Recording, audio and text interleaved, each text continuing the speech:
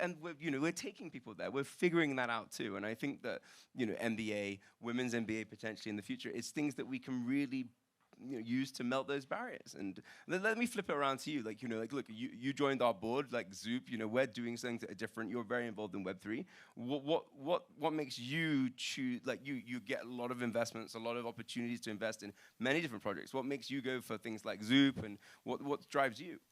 I would say one, it's always the founder. You have to say that. I gave you some knuckles on that. Here you go. I gave you some dap for that. Uh, but I'm a founder, right? So I want to think like a founder, act as an investor, right? Yep. Because it gives me room to do diligence and to play around, right?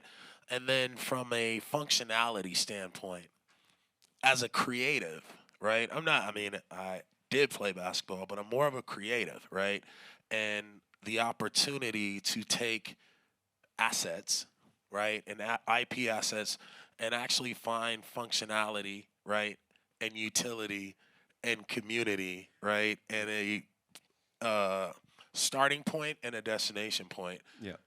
makes my life easy Yeah. as a creator. Yeah, and right? you know what? You touched on an important point, and I hope you don't mind me intersecting on that. No, go ahead. Utility is the key word. Yep. Here. So what we hear about, and at the end of the day, Zoop is an NFT powered by NFT project, right? But the difference between us and everything else out there is that we provide utility. So Yes. let's just talk about that for Let's a talk second. about Let's the- talk about that for yeah. a second, because we're not about having the understanding or the technical capabilities to create a cold wallet, or to even have an email address to sign into that cold wallet. What we are is we are bringing that Web2 user base that we know very well from our background, potentially a unicorn business, but very controversial at the same time. We understand users, but what we need to do is to bring those Web2 users that aren't comfortable, that don't understand right now, that should understand that there's benefits in the Web3 world. So how do we do that?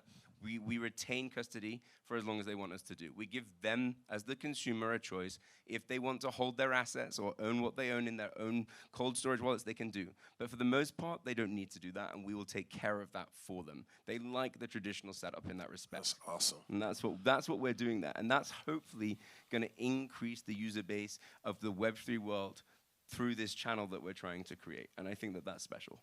Well, I also think what's special is that people can it's a easy buffet, right? Yeah. It's a digestible buffet that you can go and feed yourself, Exactly. right? And you don't have to worry about all this crazy conversation around the tech and explaining what the tech.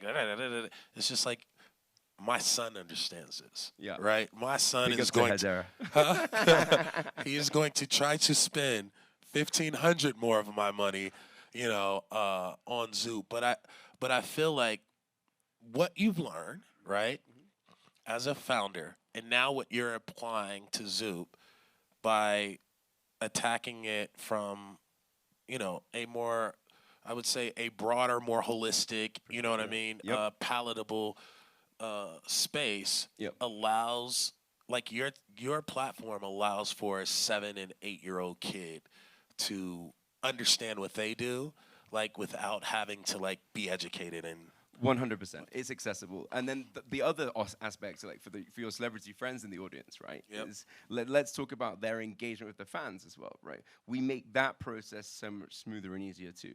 So it's not just about accessibility from the user case, but from the celebrity case, it's like, okay, so now Zoop are providing a platform where you can be understood, AI, by how you react, how you engage with your fans, what you believe your fans should be receiving and getting, and what you want them to hear.